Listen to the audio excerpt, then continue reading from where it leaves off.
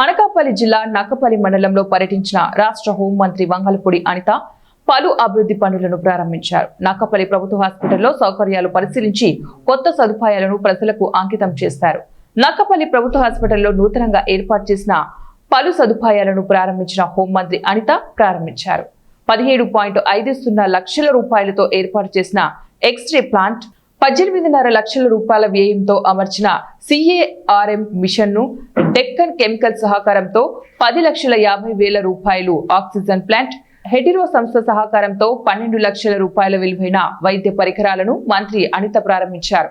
ఈ సందర్భంగా వార్డును పరిశీలించిన హోంమంత్రి అనిత రోగుల యోగక్షేమాలు తెలుసుకుని వైద్య సేవలపై ఆరా తీశారు. ప్రజలకు మెరుగైన వైద్య సేవలు అందించడం ఎన్డీఏ ప్రభుత్వ ప్రధాన లక్ష్యమని మంత్రి స్పష్టం చేశారు. రోడ్డు ప్రమాదాలు ఎక్కువగా జరుగుతున్న నేపథ్యంలో నక్కపల్లిలో ట్రామా కేర్ సెంటర్ త్వరలోనే ఏర్పాటు చేస్తామని మంత్రి హామీ ఇచ్చారు. 50 పడకల నక్కపల్లి ప్రభుత్వ హాస్పిటల్ ను 100 పడకల హాస్పిటల్ గా అభివృద్ధి చేస్తామన్నారు. రోజు రోజుకు ఓపీ సంఖ్య పెరుగుతున్నందున అవసరమైన అన్ని వసతులు కల్పిస్తామన్నారు. ఇక్కడ CSR నిధులతోనే, అదేవిధంగా గవర్నమెంట్ నిధులతోనే ఇక్కడ ఏర్పాటు చేయబడిన కొన్ని పరికరాలను కూడా ఓపెన్ చేసుకోవడం జరిగింది. నిజంగా చాలా ఆనందదాయకం. ఈరోజు ఈ హాస్పిటల్లో ఎక్స్రే ప్లాంట్ గవర్నమెంట్ నుంచి 17,50,000 రూపాయలు ఎక్స్రే ప్లాంట్ ఒకటి, CARM మిషన్ ఒకటి 18 లక్షల రూపాయలు పెట్టి అది కూడా గవర్నమెంట్ నుంచి వచ్చింది. డెక్కన్ కెమికల్స్ వాళ్ళు ఆక్సిజన్ ప్లాంట్ని 10,50,000 రూపాయలు పెట్టి ఈరోజు వాళ్ళు కూడా డొనేట్ చేయడం జరిగింది.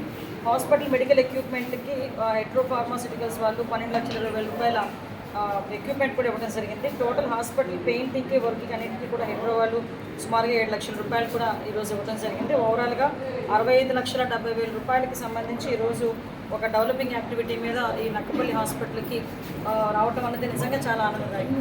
సుమారుగా ఇక్కడ మైక్రోపేట నియోజకవర్గంలో దగ్గర 30 కిలోమీటర్ల పైన హైవే స్ట్రెచ్ ఉంటుంది.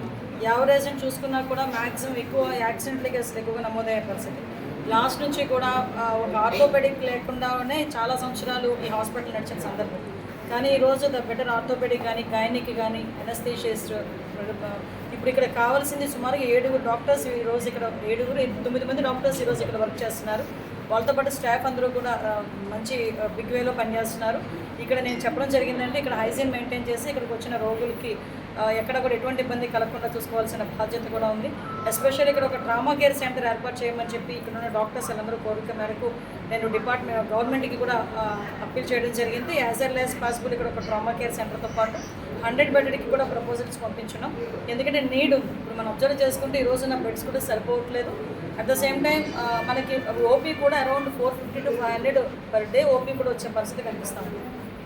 కాబట్టి చుట్టుపక్కల ప్రజలందరికీ కూడా ఇదే హాస్పిటల్ మనకి, కాబట్టి హాస్పిటల్ డెవలప్ చేసుకోవాలి.